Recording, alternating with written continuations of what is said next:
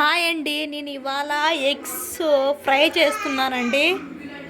అంటే మిరియాలు, చికెన్ మసాలా, కారపొడి, పసుపు, ధనియా పొడి వేసి. ఓకేనండి, ఎగ్స్కి పట్టు అయితే తీసుకునేద్దాము. ఎగ్స్ అయితే పట్టు తీసుకునేసి కట్ చేసుకునేద్దాము. చూడండి, ఎగ్స్ అయితే కట్ చేసేసుకున్నాను. చూడండి, మా అబ్బాయి అయితే ఎగ్జైట్గా ఉన్నాడు. ఎగ్స్ చూడండి, ఫస్ట్ అయితే మనం ఎగ్స్ వేసుకునేద్దాం.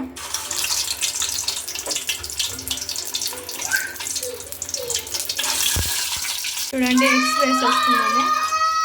మొత్తం ఎగ్స్ అన్ని బాగా వేసుకునేస్తామండి. ఫస్ట్ అయితే సాల్ట్ వేసుకుంటున్నాను, తర్వాత పసుపు, మెయిన్ పెప్పర్ అండి. ఎగ్స్కి పెప్పర్ భలే చాలా టేస్టీగా ఉంటుంది. నేనైతే చికెన్ మసాలా కూడా వేస్తానంటే, నాకు చాలా ఇష్టం చికెన్ మసాలా వేస్తే ఇందులో. ఇంకా కొద్దిగా అయితే సాల్ట్ వేసుకునేస్తున్నాను. ఎగ్స్ అయితే బాగా వేగిపోయాయి. చూడండి,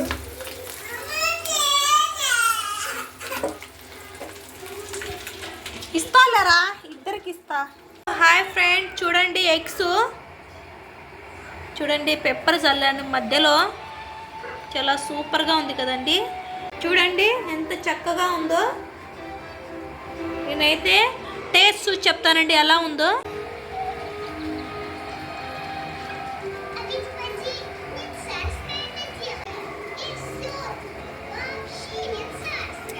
చాలా టేస్ట్గా, చాలా హెమ్మీగా ఉంటుంది. మీరు కూడా ట్రై చేయండి. Okay, bye, subscribe. చూడండి, మా అబ్బాయి అయితే ఆల్రెడీ తింటున్నాడు. పెద్ద అబ్బాయికి చిన్న అబ్బాయికి చాలా ఇష్టం అండి వంకాయ పప్పు అండి అది.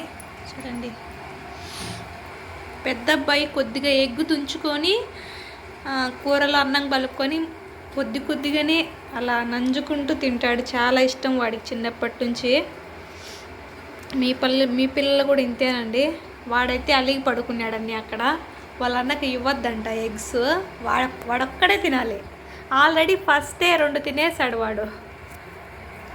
ఓకే, టేస్ట్ చూసి చెప్తానండి ఎలా ఉందో. వంకాయలో నేను మామిడికాయ వేసి చేశానండి. వంకాయ మామిడికాయ పుల్లగూర అంటారు. చాలా టేస్ట్గా ఉంటుందండి. వంకాయలో మామిడికాయ వేస్తే కమ్మగా ఉంటుంది. పెప్పర్ వేసాను కదా, టేస్ట్ అదిరిపోవాలి.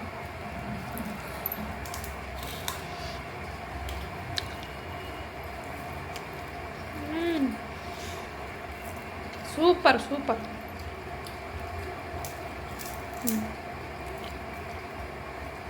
ఆయిల్లో ఇలా అద్దుకొని తింటే ఇంకా అదిరిపోతుంది. చూడండి, ఆయిల్ మొత్తం అందులో పెప్పర్ ఉంటుంది కదా, అదిరిపోవాలి అయితే.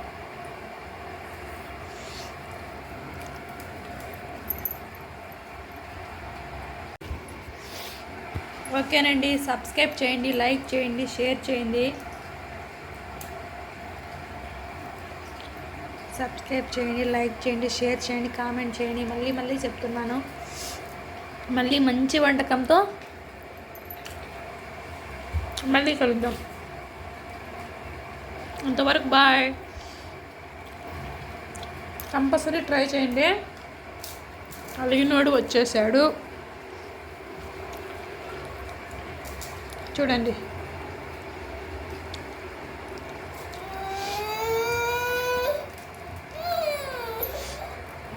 వాడు తీసుకున్నాడు మళ్ళీ వీడు.